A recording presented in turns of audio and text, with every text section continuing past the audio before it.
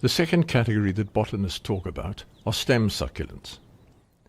As the name suggests, these use their stems rather than their leaves as their main water tanks.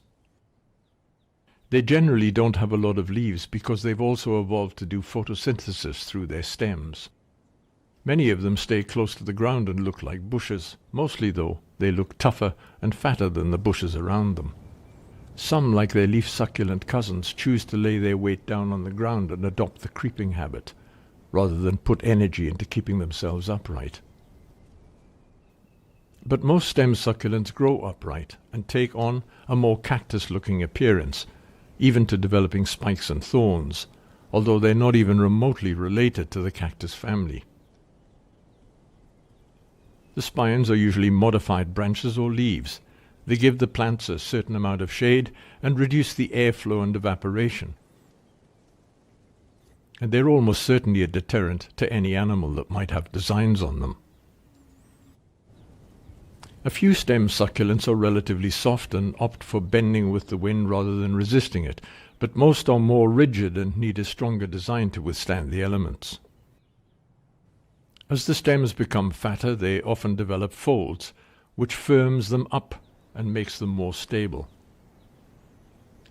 The folds also increase the surface area and allow the stem to expand and contract without damage as they take in and use up their water.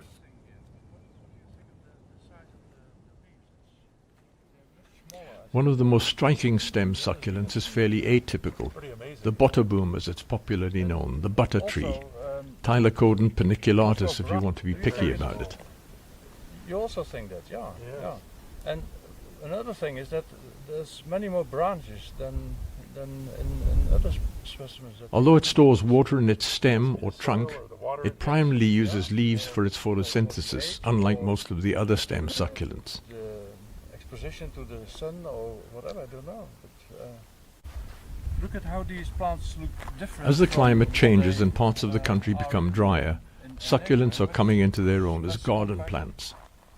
They require very little water and are easy to propagate. Their maintenance is low and they're very forgiving, even if they don't get a lot of attention. They've had lots of practice at surviving on their own. The more drought we have, the more drought-tolerant plants are going to be planted. Many succulents are in themselves exquisite and can add lots of color and interest to a water-wise garden. But when you look really closely at them, as Frans Nolteer does in some of his beautiful macro photographs, a whole new world opens up for you.